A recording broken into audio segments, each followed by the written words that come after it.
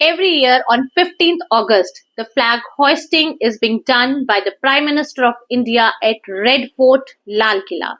Whereas every year on 26th January, the flag unfurling is being done by the President of India at Rajpath, which is now known as कर्तव्य पथ. जी हाँ, दोनों में बहुत difference है.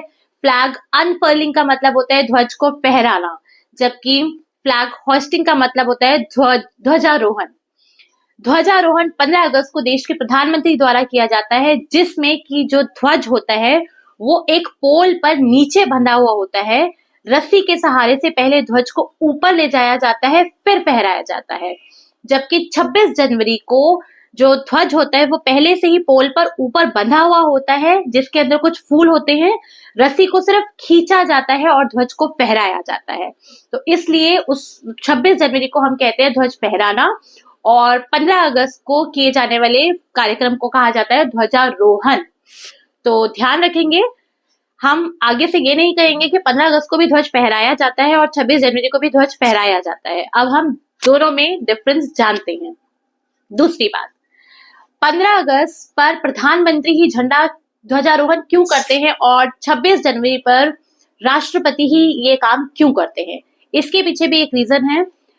15 अगस्त 1947 को जब हमारा देश आजाद हुआ था, तब हमारे देश में कोई राष्ट्रपति नहीं थे. उस समय अगर आपको ध्यान हो तो माउंट बेटन हुआ करते थे, जो कि गवर्नर जनरल ऑफ इंडिया थे. तो उनसे तो ध्वजारोहण नहीं कराया जा सकता था बीइंग फॉरेनर. सो उस समय ध्वजारोहण किया गया था प्रधानमंत्री के द्वारा. फिर उसके बाद 1950 में जब हमारा संविधान लागू हुआ था, 26 जनवरी 1950 को जब हमारा संविधान लागू हुआ था, उस समय देश के पहले राष्ट्रपति थे डॉक्टर राजेंद्र प्रसाद, और वो ही हमारी कॉन्स्टिट्यूशन असेंबली के चेयरमैन भी थे. तो वो उन्हीं से ध्वज फहराया गया था 26 जनवरी को, और तभी से ये प्रथा चलती है. अब 26 जनवरी 1950 को ही हमने क्यों अपना रिपब्लिक डे मनाना शुरू किया, उसके पीछे भी एक कहानी है. 1946 में ही हमारा कॉन्स्टिट्यूट असेंबली बन चुकी थी, 1946 में, यानी कि आजादी से एक साल पहले ही हमारा ये काम कॉन्स्टिट्यूशन को बनाने का शुरू हो चुका था. असेंबली बन चुकी थी, सभा बन चुकी थी. उस असेंबली के चेयरमैन थे डॉक्टर राजेंद्र प्रसाद, जो कि उस समय हमारे पहले राष्ट्रपति भी हुए, और ड्राफ्ट कमेटी के चेयरमैन थे डॉक्टर भीमराव अम्बेडकर, जिन्होंने बहुत सक्रिय योगदान दिया, हम सब जानते हैं.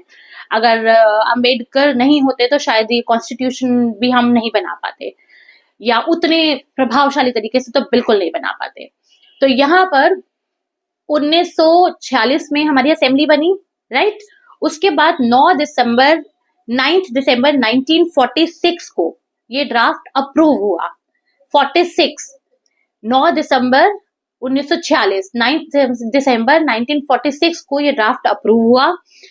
फिर उसके बाद इस ड्राफ्ट को अप्रूवल से एडॉप्शन तक लाने में, यानी कि एडॉप्ट करने में, अपनाने में पूरे 2 साल 11 महीने और 17 दिन का वक्त लगा, जिसकी वजह से 26 नवंबर 1949 को ये अडॉप्ट किया गया.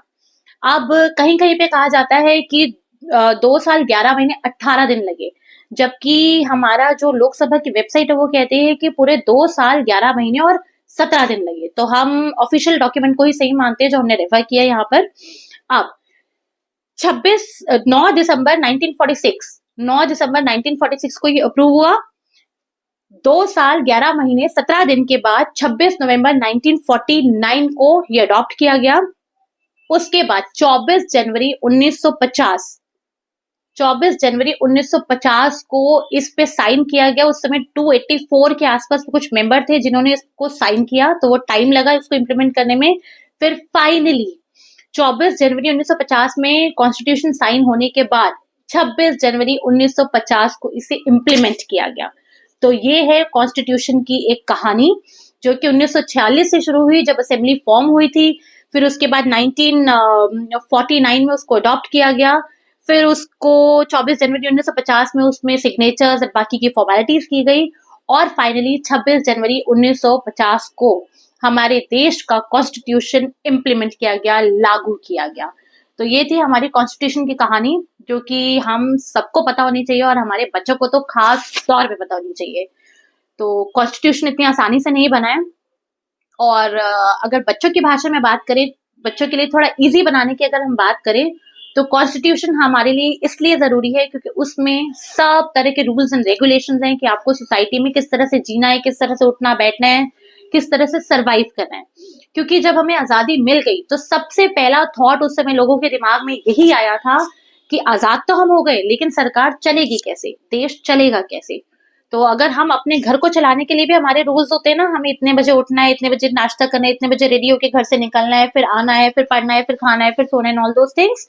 उसी तरह से देश को चलाने के लिए भी कुछ रूल्स एंड रेगुलेशंस फॉर्म करने की जरूरत थी, जिसकी वजह से ये कॉन्स्टिट्यूशन बनाया गया। तो आई होप आज थोड़ी सी जानकारी सबकी बड़ी होगी। भूल चुक माफ। Each one teach one. ज्ञान बांटिए, ज्ञान बढ़ाइए। जय हिंद, जय भारत।